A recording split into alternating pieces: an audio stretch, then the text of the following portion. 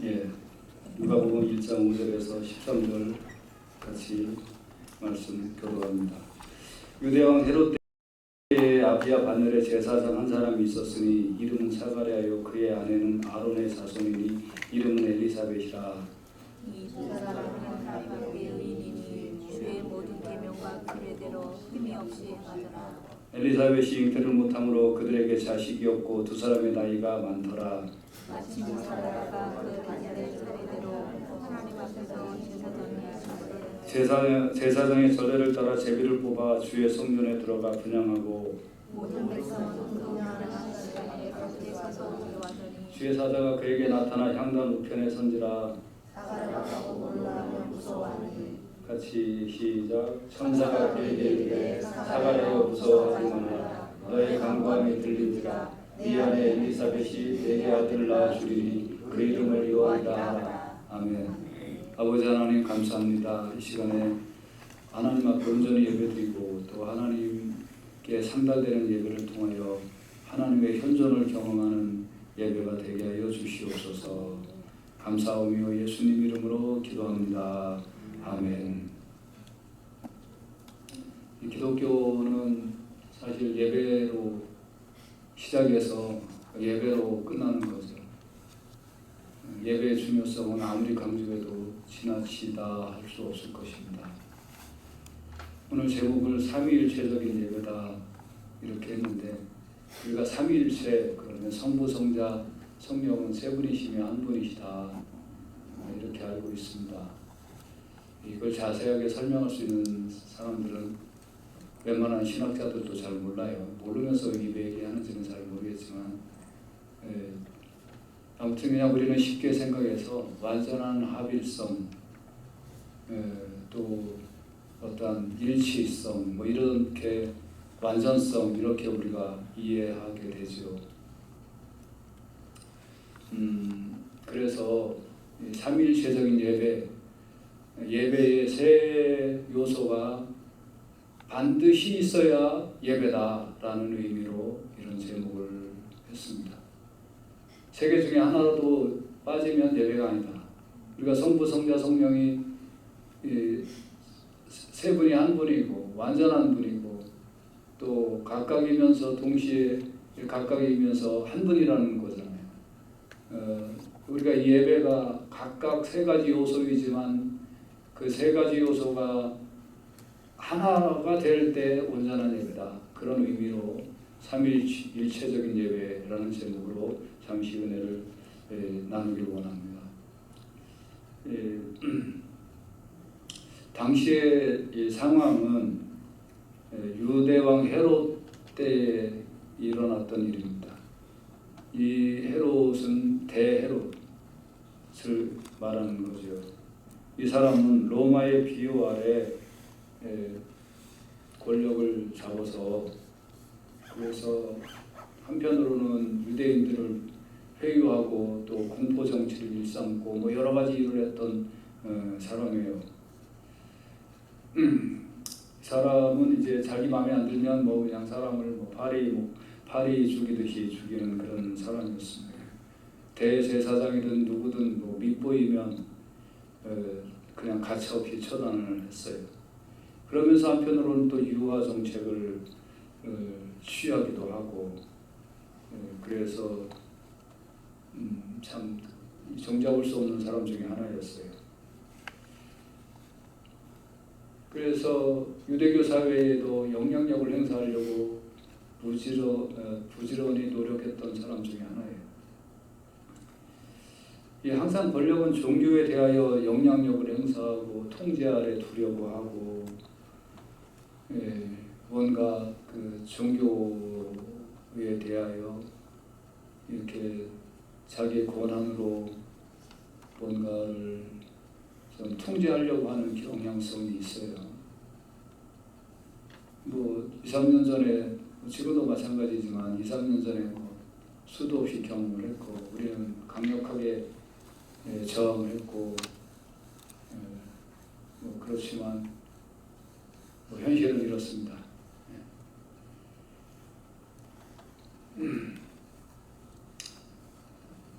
뭐 그건 2000년 동안에 있었던 일이고 앞으로도 주님 오실 때까지 더 점점 심해질 거예요. 우리는 여기에 포기하고 또 항복해서 절대 안 됩니다. 누가 뭐라고 하든 교인들이 정말 하나님만 바라보고 살아야 합니다. 참된 신자로 남으시길 주의 이름으로 축복합니다. 그러다 보니까 이제 또 계시가 400년 동안 임하지 않았고요, 이 시대는. 그리고 사람들이 종교적 열심이 사라져서 뭐 제사에 열심히 참여하지도 않고 또 로마의 경제, 정치 이런 거에 압제하에 희망이 없고 그러던 어떤 암울한 시기였어요. 이때에 아비야 반열의 제사장인 사가랴가 있었다는 거죠. 이런 시대에 이 사가랴, 스가랴라고도 하는 사가랴와 엘리사벳이 있었다. 그럼 이 사람은 이런 시대에 어떻게 살았느냐? 이 사람의 평상시의 생활은 이 두 사람이 하나님 앞에 의인이 있다. 주의 모든 계명과 규례대로 흠이 없이 행했다. 하나님 앞에 의인이었다는 거예요. 이 정치적으로 혼란한 시기에 사람들이 하나님을 제대로 찾지 않고 자기 멋대로 살아가는 이 시대에 자기가 옳다라고 기준을 정하면 그것이 옳았던 이 시대에 지금도 마찬가지죠. 지금도 자기가 옳다고 그러면 옳은 거잖아요. 자기가 맞다고 그러면 맞는 거잖아요. 남이 뭐라 그래도 뭐 상관이 있어요. 내가 그게 옳다라고 하는데. 근데 이 사람은 하나님 앞에서 의인이었다는 거예요. 누구 앞에서요? 하나님 앞에서. 하나님 앞에서 의인이었다. 바리사인들은 자기가 보기에는 의인이었지요. 그러나 주님 보시기에는 의인이 아니었어요.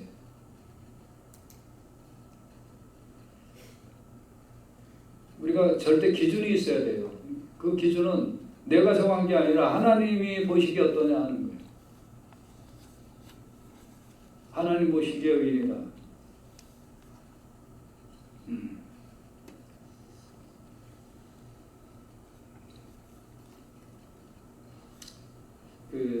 노아는 당대의 악함에 하나님이 그 악함, 당대 사람들의 악함 때문에 하나님이 심판하셔야 되는 상황에도 불구하고 하나님 앞에 의인이었어요.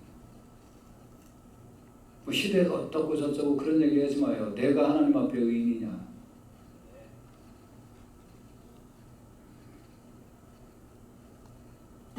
나는 하나님 보시기에 어떤 사람이냐. 내가 그걸 항상 인식하고 살아야 돼요. 그러면서 이제 주의 모든 규례와 계명에 흠없이 행했다. 평상시에.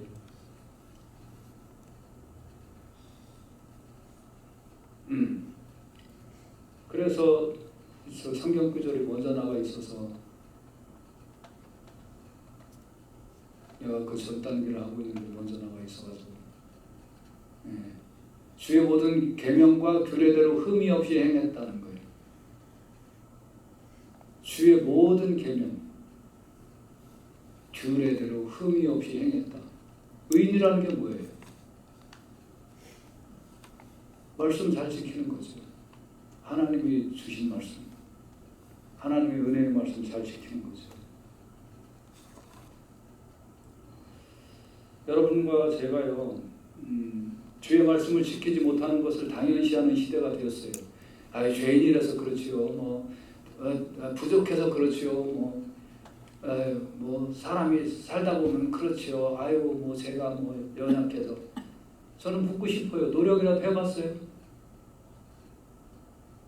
노력이라도 해보고 그런 얘기 하나? 노력이라도 했냐고. 뭐가 이렇게 말이 많아. 이것 때문에 안 되고 저것 때문에 안 되고. 노력이라도 해봤어요.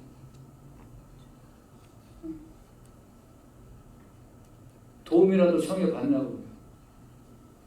그것 때문에 기도를 정말 해봤냐고요. 금식도 좀 해봤냐고요. 하나님 말씀 지키기 위하여 몸부림쳐 왔냐고요. 뭐 해보고 안 된 거예요? 안 하고 못한 거예요.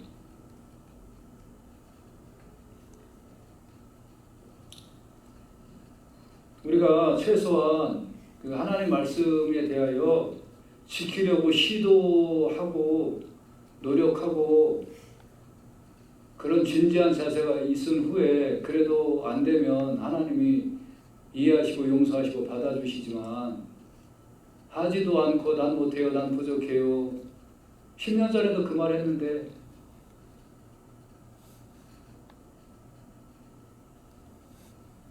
그거 하나님 앞에 잘못하는 거예요. 평생 잘못 사는 거예요.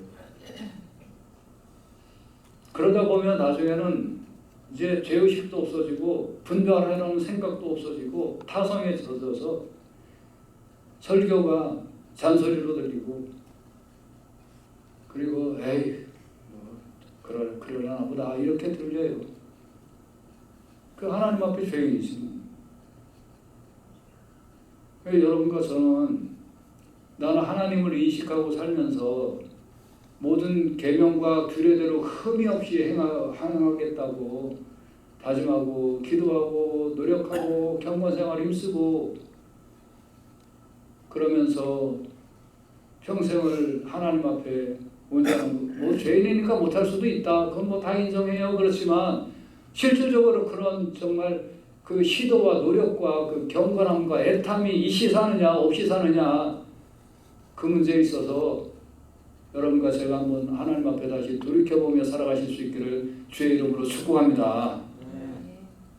자꾸 핑계대고 뭐 인간의 연약하지 않은 사람이 어디 있어요? 그렇지만 하나님 앞에 의인이래잖아 저 사람들. 뭐 해보고 뭐 못한다고. 오늘날 많은 기독교인들이 그냥 타성에 젖어 있어요. 회개하면 되지 뭐. 회개는 그렇게 쓰라고 값싸게 준 게 아니에요. 회개 한 번 할 때 눈 하나씩 뽑는 자세로 회개해야지. 머리카락 뽑는 거 갖고 안 되고 눈 하나 뽑고 손가락 하나 잘라내는 마음으로 회개하는 거지. 그게 내 죄 짓고 회개하면 되지. 그딴 식의 인생이 어디 있어요? 하나님 앞에. 오늘날 많은 기독교인들이 허물어져 있어요. 하나님 앞에 모든 계명과 규례대로 흠이 없이 행해봐야 되겠다. 그러다가 못하는 걸 회개하고 그러다 못하는 걸 나의 연약함을 주여 받으시옵소서 하고 하나님 앞에 기도하는 거지. 지 맘대로 살면서 회개하면 된다. 그래서 우리가 삼위일체적인 예배를 드리려면 평상시의 생활이 하나님 앞에 의리고 주의 모든 계명과 규례대로 흠이 없이 행하는 평상시의 생활이 있어야 예배 시간에 예배에 나올 수가 있는 거예요. 이거 없이 예배 시간에 와서 찬송 열심히 부르고 뭐 듣기 좋은 설교 듣고 뭐 그런다고 그 예배가 아니라는 거예요. 삼위일체적인 예배의 가장 1순위는 내 평상시의 생활이 하나님 앞에 의리냐 아니냐, 주의 모든 계명과 규례대로 흠이 없이 행하고 있느냐 아니냐, 이거를 부지런히 바라보고 반성하고 돌이켜보면서 살아가는 그 자세가 생활이 즉 예배인 이 삶이 먼저 전제되어야 그 다음에 모여서 예배가 진행되는 거라는 거예요. 이 생활의 예배가 없이 모여서 아무리 좋은 얘기 들어도 소용없어요. 아무리 귀한 헌금 내고 아무리 찬양을 부르고 뭐예요? 엔터테인먼트 하는 거지. 무당 앞에 가서는 자기가 어떤 생활해도 상관이 없어요. 비나이다 소원 들어주십시오 하면 당당당당당당 하면서 소원 들어주는지도 모르지만 내 생활에 바뀌는 거 하나도 없어도 돼요. 그런 거는 그냥 비나이다 하면 되는 거예요. 근데 하나님 앞에는 그렇게 하면 안 돼요. 삼위일체적인 예배가 진행되기 위해서는 내 생활의 모습이 내 평상시의 생활이 하나님 앞에서 어떤 모습이냐 이거예요. 주의 말씀과 규례대로 흠이 없이 행하고 있느냐? 이 모습이 예민해지고 좀 단단해지고 좀 모양이 깨끗해진 다음에 예배에 참석하실 수 있기를 주의 이름으로 축복합니다. 근데 이렇게 하나님 앞에 흠이 없어도 누가복음 1장 7절에 보면 엘리사벳이 잉태를 못함으로 그들에게 자식이 없고 두 사람의 나이가 많더라 그랬어요. 그러니까 여러분, 하나님 앞에 온전하게 산다고 모든 게 만사형통이라는 건 거짓말이에요. 옛날에 목사님들이 잘못 가르쳤어요. 만사형통이 어디 있어요, 이 세상에? 성경에 만사형통했던 사람이 있어요? 다윗 만사형통했어요? 모세 하나님의 능력을 받아서 인도했는데 만사형통했어요? 맨날 공격이나 당하고 어떤 때는 승질이 나왔고 막 씩씩대고. 저 모세의 캐릭터를 보면 상당히 재밌어요.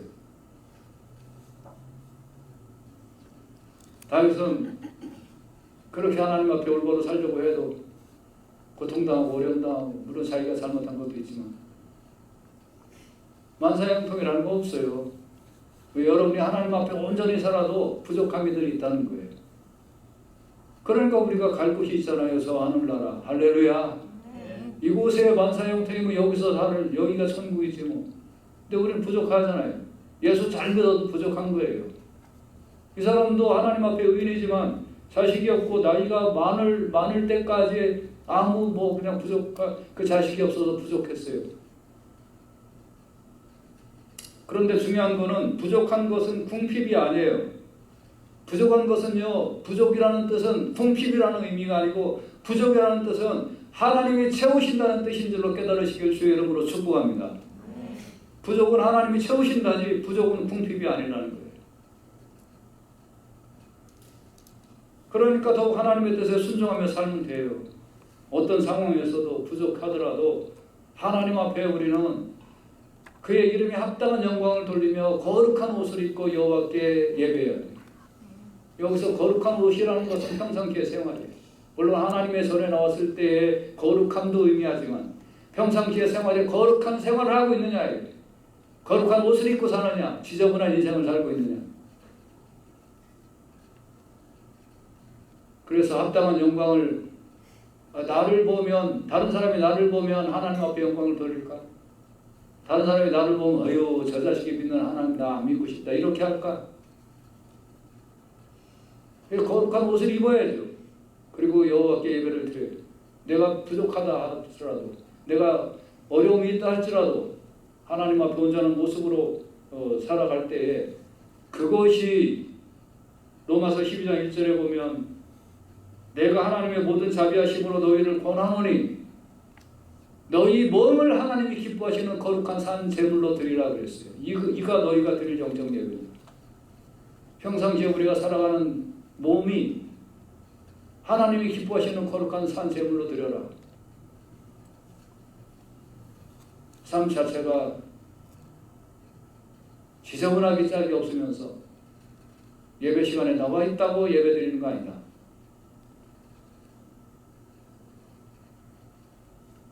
이 스가랴와 엘리사벳처럼 하나님 앞에 흠이 없이 행하고 위로운 인정을 받으며 하나님 앞에 예배를 드려야 될 줄로 믿습니다. 디도서 3장 8절에 보면 이 말이 미쁘도다 진실하도다 원하건대 너는 이 여러 것에 대하여 굳세게 말하라. 이는 하나님을 믿는 자들로 하여금 조심해서 선한 일을 힘쓰게 하려 함이라. 이것은 아름다우며 사람들에게 유익하니라. 하나님을 믿는 자는 조심해야 돼요. 조심하며 인생 살아야 돼요. 할렐루야. 선한 일을 힘쓰며 살아야 돼요. 이게 아름다웠고 사람들에게 유익하다. 이런 평상시의 생활을 가지고 하나님 앞에 생활로서의 예배를 잘 드리시기를 주의 이름으로 축복합니다. 두 번째, 삼위일체적인 예배 두 번째는 그러면 이제 예배를 드릴 때 나오는 거예요. 이 예배 때 두 가지예요. 예배 때는 첫째, 하나님 앞에서 예배 드린다는 마음으로 예배 드려야 돼요. 8절에 보면 마침 사가랴가 그 반열의 차례대로 하나님 앞에서 제사장의 직무를 행할세. 누구 앞에서요? 하나님 앞에서.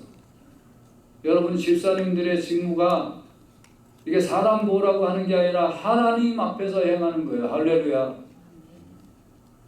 여러분 예배 드리는 게 사람 앞에서 행하는 게 아니라 하나님 앞에서 여러분의 예배를 드리는 거예요. 깨달으시길 주의 이름으로 축복합니다. 하나님 앞에서. 저도 어떤 때는 하기 싫을 때도 있고 어떤 때는 짜증날 때도 있고 어떤 때는 진짜 막 좀 원망이 날 때도 있고 왜 없겠어요? 사람이라는 게 다 있지요. 근데 제가 그럴 때마다 기도해요. 하나님 제가 사람 보고 목회해야 합니까? 돈 보고 목회합니까? 아마 그랬다면 벌써 안 했겠죠.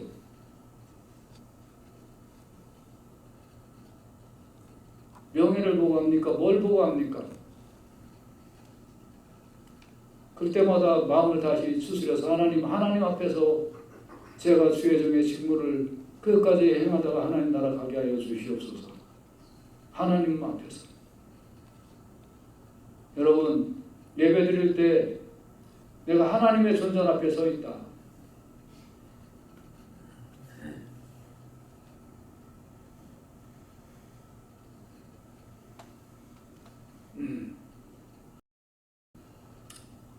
시편 99편 5절에 너희는 여호와 우리 하나님을 높여 그의 발등상 앞에서 경배할지어다. 바로 앞에서. 나는 지금 하나님 바로 앞에 있구나. 그 하나님 앞에서 찬양하고 그 하나님 앞에서 기도하고 그 하나님 앞에서 말씀을 듣고 있구나.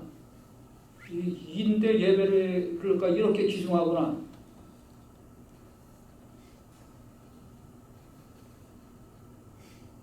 정말 예배를 귀중히 여기시고 예배를 사모하면서 예배의 자리에 나오시기를 주의 이름으로 축복합니다. 다른 어떤 것 때문에 예배가 방해돼서는 안 되고 예배 잘 준비해서 하나님 앞에 드려야 될 줄로 믿습니다. 그래서 요한복음 4장 23절에 아버지께 참되게 예배하는 자들, 그러면 거짓되게 예배하는 자도 있다는 거 아니에요. 시시하게 예배드리는 사람도 있다는 거 아니에요. 있어요. 많아요. 근데 참되게 예배드리시길 주의 이름으로 축복합니다. 영과 진리로 예배해야 된다. 아버지께서는 자기에게 이렇게 예배하는 자들을 찾으신다고 그랬어요. 그러니까 많고 많은 사람들이 예배를 드리고 앉아있다고 하는데 아이고 참 내 마음에 안 든다 이거예요. 하나님은 이렇게 예배하는 자들을 찾으신다.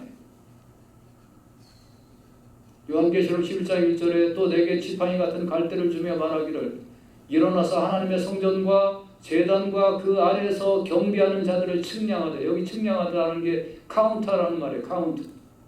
야, 많은 사람들 예배하고 있는데 그런데 내가 맞는 이게 지팡이 같은 갈대는 뭐냐면 롤러예요. 자예요. 자. 쉽게 표현하면 이 자를 딱 대서 야 너는 지금 예배 못 드리고 있는 거거든. 안 드리고 있는 거거든. 너는 됐고 너는 예배 아니야. 너는 이거 아니야. 너는 이거 지금 예배 아니야. 하면서 하나님이 카운터라는 거예요. 카운트. 예배라는 잣대를 딱 갖다 대고 예배 안 드리는 거 빼 하고 다 빼고 예배 드리는 사람들만 카운터라는 뜻이에요. 그 안에서 경배하는 자들을 카운트해라. 하나님의 성전과 제단과 그 안에서 경배하는 자들을 카운트해라. 그러니까 이게 무슨 뜻이에요? 가짜 예배자들이 많다는 거예요. 이 안에서. 가짜 예배자들이.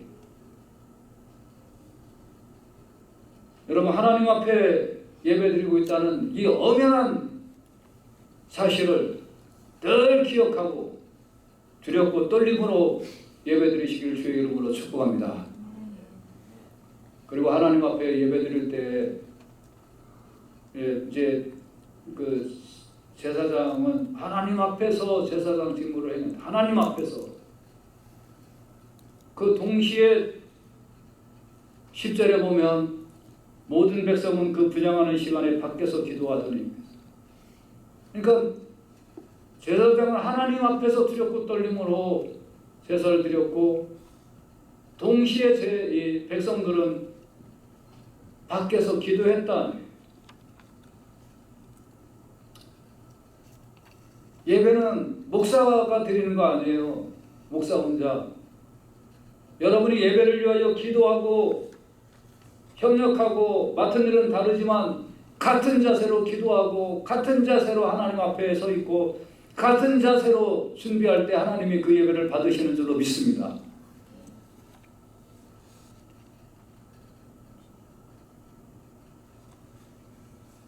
오늘날 예배를 공연으로 알아요. 그러니까 배우들은 일찍 와요.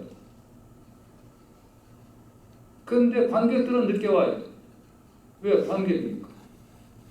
근데 공연장도 늦게 오면 문 닫아버려요. 티켓 사도 입장 불가요. 그래서 예배를 본다고 그래요. 어떤 사람들은 예배 봐, 예배 보고 왔어. 저는 걱정이에요. 예배 구경하고 왔어. 이런 말 나올까 봐 걱정해요. 예배 구경하고 왔어. 아, 좋던데 예배. 야, 그 예배는 희희하더라. 야, 아이고 저 교회 예배는. 이럴까 봐 걱정해요. 그런 말 나올까 봐.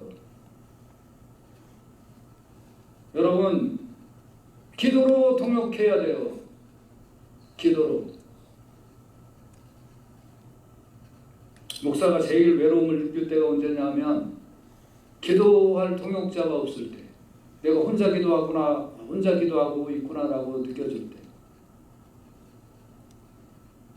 지금 한국에 가셨지만 전에 있던 어떤 분 주일 새벽에 저는 한 2시, 3시부터 교회 와서 기도하고 있으면 그분은 한 5시쯤에 교회 와서 기도하고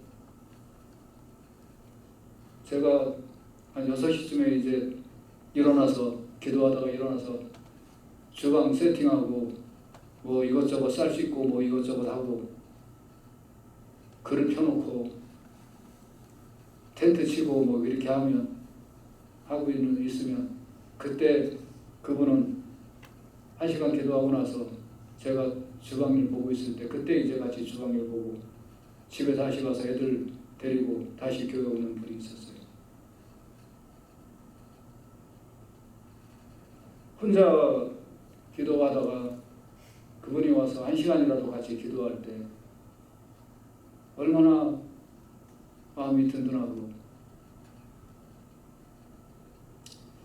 여러분, 모든 백성은 그 분양하는 시간에 밖에서 기도했다. 삼위일체적인 예배의 두 번째 요소는 하나님 앞에서 예배드린다는 자세로 모든 백성들은 같이 기도로 동역하고 이렇게 하면서 준비된 예배를 드릴 때 그것이 삼위일체적인 예배의 두 번째 요소다. 여기서 하나라도 빠지면 온전한 예배가 아니라는 거예요. 그래서 로마서 15장 30절에 형제들아 내가 우리 주 예수 그리스도와 성령의 사랑으로 말미암아 너희를 권하노니 너희 기도에 나와 힘을 같이하여 나를 위하여 하나님께 너희의 기도에 나와 힘을 같이하여. 그래서 삼위일체적인 예배, 하나님 앞에 예배드린다. 기도로 동역하는 것이다. 이게 빠지면 삼위일체적인 예배가 아니다. 오늘 여러분 꼭 말씀 기억하셔서 삼위일체적인 예배 두 번째 요소를 잘 감당하시기를 주의 이름으로 축복합니다.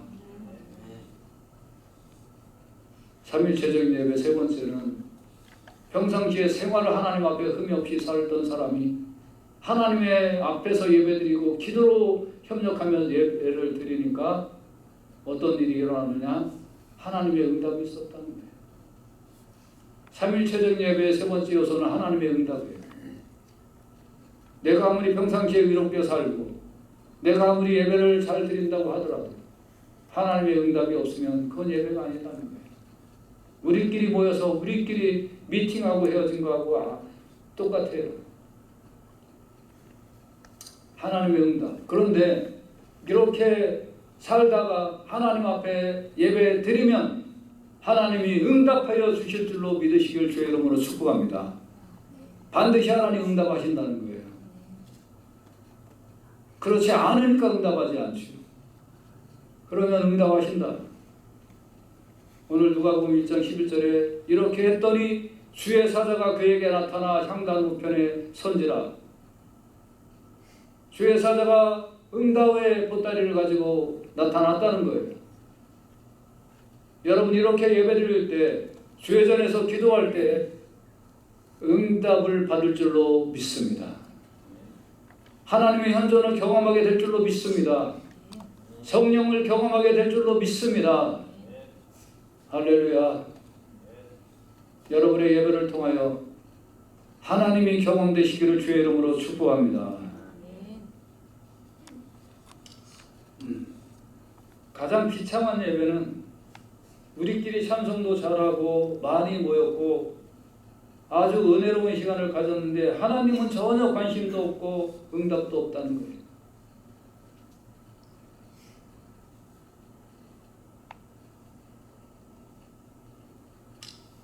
하나님의 응답이 없는 예배는 단순한 친목 모임이에요. 우리가 온전한 예배를 드리며 매 예배 시간마다 하나님의 응답이 경험되는 귀한 예배를 드리실 수 있기를 주의 이름으로 축복합니다. 열왕기상 8장 10절에서 보면 제사장이 성소에서 나올 때에 구름이 여호와의 성전에 가득하며 제사장이 그 구름으로 말미암아 능히 서서 섬기지 못하였으니 이는 여호와의 영광이 여호와의 성전에 가득함이었더라. 우리가 몇 명 모이는 게 상관없이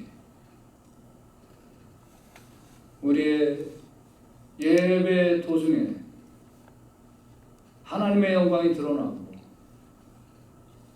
감히 우리가 앉아있지도 못하고 서있지도 못할 정도로 하나님의 권세와 권능이 드러나는 그런 응답받는 예배 다 드리실 수 있기를 주의 이름으로 축복합니다. 할렐루야.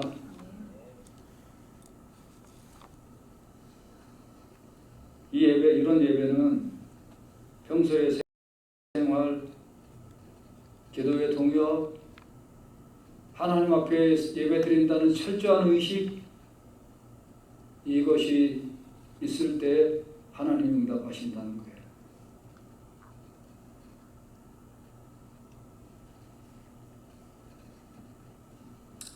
그래서 주님은 어미하신 분이면서 은혜를 베푸는 분이거든요. 그냥 은혜를 주시는 분이 아니고 하나님 앞에 합당한 자에게 은혜를 주세요.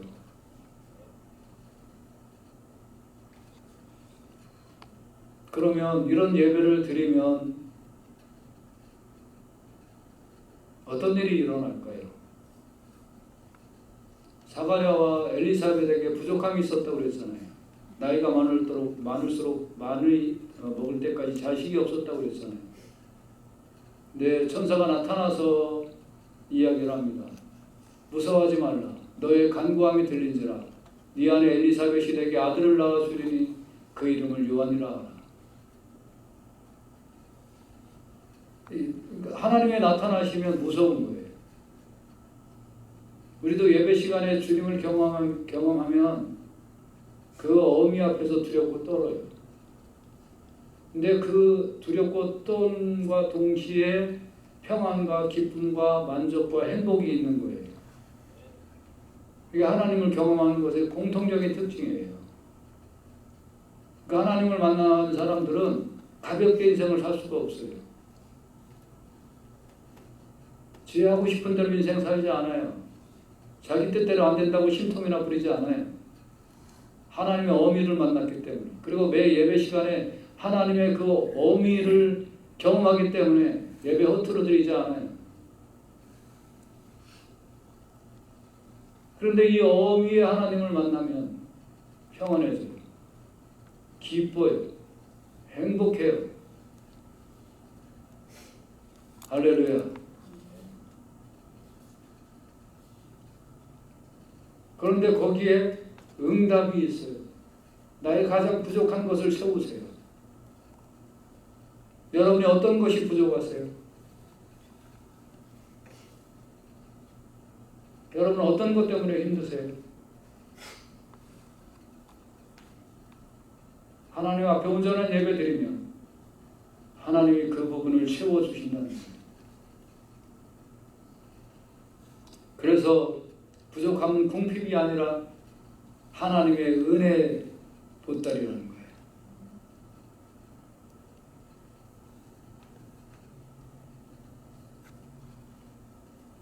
여러분, 우리는 다 부족합니다. 더군다나 팬데믹 이후에 정말 우리 참 어렵고 힘든 그런 시간들을 보내고 있습니다. 교회도 더 부흥해야 되고, 부흥이 전에 회복이 좀 돼야 됩니다. 회복. 여러분 가정도 경제적으로나 모든 면에 있어서 안정과 회복이 되어야 되고, 우리 교회 또 영적인 부흥이 더 일어나야 되고, 침체된 환경이 개선되어야 합니다. 근데 이것이 목적이 아니에요. 이거는 온전한 예배를 드리면 하나님이 채워주시는 은혜의 영역인 줄로 믿습니다. 은혜의 보따리의 영역이에요. 그러니까 여러분과 저의 관심은 내가 하나님 앞에 내 평상시의 생활을 하나님 앞에 의인으로 말씀과 규례대로 흠없이 살고 있느냐 하는 문제, 이걸 돌이켜봐야 되고, 예배를 하나님 앞에 내가 두렵고 떨림으로 예배를 드리고 있으며 예배의 기도로 통역하고 협력하고 있느냐 하는 문제예요. 이렇게 온전한 예배를 드릴 때 하나님 우리 가운데 나타나시고 우리의 부족함을 채우시고 우리의 연약함을 돌보아 주신다는 거예요. 그런 삼위일체적인 예배 온전하게 드리면 하나님이 채우신다. 하나님이 은혜를 베푸신다. 오늘 예배 이후에 여러분의 인생을 통하여 드리는 모든 예배가 오늘 본문에 나타난 이런 예배의 모습으로 예배를 드리실 수 있기를 주의 이름으로 축복합니다.